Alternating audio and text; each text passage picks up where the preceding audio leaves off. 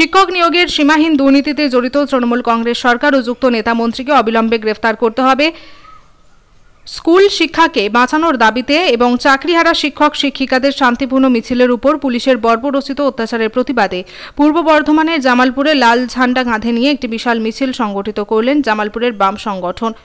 মিছিল শুরু হয় জামালপুর সিপিআইএম পার্টি অফিস থেকে, শেষ হয় জামালপুর থানার সামনে জামালপুর বাস স্ট্যান্ডে। মিছিল দেখার জন্য রাস্তার দুপাশে ভিড় ছিল চোখে পড়ার মতো। মিছিলে হাঁটতে দেখা গেছে অবসরপ্রাপ্ত মাস্টারমশাই এবং এলাকার সাধারণ মানুষকে। জামালপুর বাস স্ট্যান্ডে মিছিলের শেষে কিছুক্ষণ পথসভা করা হয়। পথসভায় বক্তব্য রাখার সময় নেতৃত্বরা বলেছেন, মুখ্যমন্ত্রীর নির্দেশে এই বর্বরোচিত অত্যাচার শিক্ষক শিক্ষিকার উপর করা হয়েছে এবং তারা আরও দাবি করেন পুলিশের পোশাক পরিয়ে তৃণমূলের ক্যাডার দিয়ে অত্যাচার নামিয়ে আনা হয়েছিল। ধিক্কার জানিয়েছেন।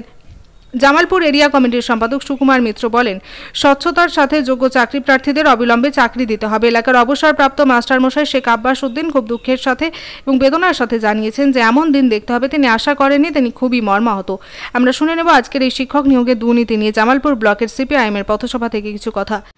আমাদের প্রশ্ন, আপনারা কারা দুর্নীতি করলো তাদেরকে ধরতে পারলেন না, অথচ যারা মেধা, যারা চাকরি হারা, তাদের কষ্ট, তাদের ব্যথা, তাদের যন্ত্রণা থাকবে, এটাই স্বাভাবিক।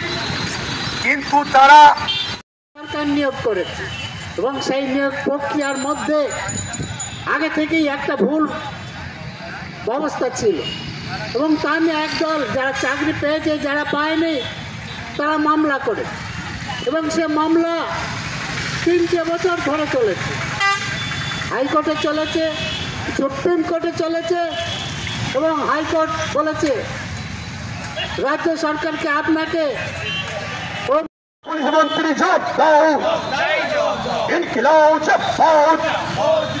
সিপিআইএম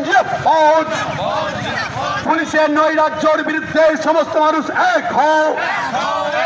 এই মমতা ব্যানার্জি লাগাম ছাড়া দুর্নীতির বিরুদ্ধে সমস্ত মানুষ এক হও।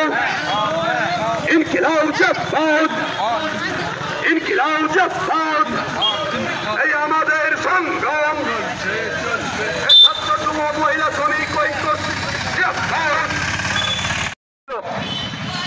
তারা রাজ্যে তৃণমূল কংগ্রেসের কোন ছোট বড় নেতার পকেটে লক্ষ লক্ষ টাকা কাটমানি দেয়নি, কোন নেতার হাত ধরে চাকরি পায়নি। আর যারা সেই নেতাদের পকেটে টাকা দিয়েছিল, ওই প্যানেলে যাদের নাম এসেছিল, তাদের যে অপকর্মের জন্য এই বঞ্চিত হলো যারা যোগ্য তারা। আর তার জন্য ডিআই অফিসের শান্তিপূর্ণ আন্দোলনে গতকাল আমাদের রাজ্যের পুলিশ মন্ত্রী, আমাদের রাজ্যের যে সমস্ত চাকরি ছেলে মেয়ে যারা চাকরিতে যুক্ত ছিল তাদের চাকরি চলে গেছে। আমরা শুধু চাই এই রাজ্য সরকারের কাছে দাবি করতে চাই যে যারা চাকরি থেকে বরখাস্ত হচ্ছে, যারা প্রকৃতি পাস করেছে তাদের পুনর্বহাল করতে হবে এবং আমি একজন অবসরপ্রাপ্ত শিক্ষক, চাকরির ব্যবস্থা করতে হবে। আমি দেখেছি পুলিশের লাঠি এসব দেখে সোশ্যাল মিডিয়াতেই দেখেছি, ছড়িয়ে আছে, সেখানে দেখেছি, আমিও খুব ব্যথা পেয়েছি। শিক্ষক স্কুলের পেটে পেটে লাঠি, এটা মানা যায় না। তাই আমিও আজ এই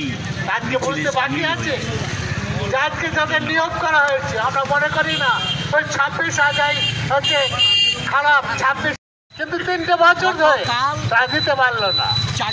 হাইকোর্ট এবং সুপ্রিম কোর্টে গোটা রাজ্য 15-16 বার হিয়ারিং হয়েছে দাবি নিয়ে এবং গেছিল।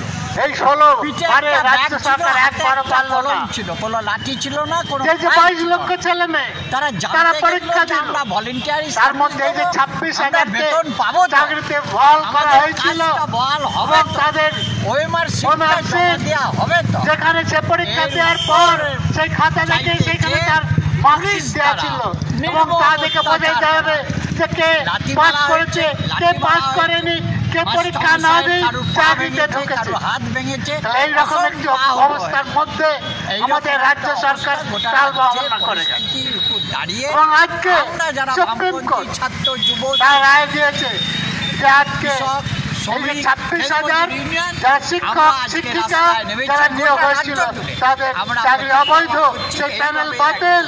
মাস্টারমশাইদের উপর কি জবাব যে দেবে এই বর্বর রাজ্য আক্রমণ হয়েছে তার প্রতিবাদ এর জানাই। আগেও এবং আমরা মনে করি পশ্চিমবঙ্গের এই আন্দোলন আরো ছিল তীব্র হবে এবং হচ্ছে দুর্নীতিগ্রস্ত 97 সালে সরকার যে আমাদের দেশের আমাদের রাজ্যে যে এসএসসি ব্যবস্থা তৈরি হয়েছিল তার মধ্যে যে 2011 সাল পর্যন্ত পরীক্ষা হয়েছে। জামালপুর থেকে সুব্রত চক্রবর্তীর রিপোর্ট, এসএস বাংলা নিউজ।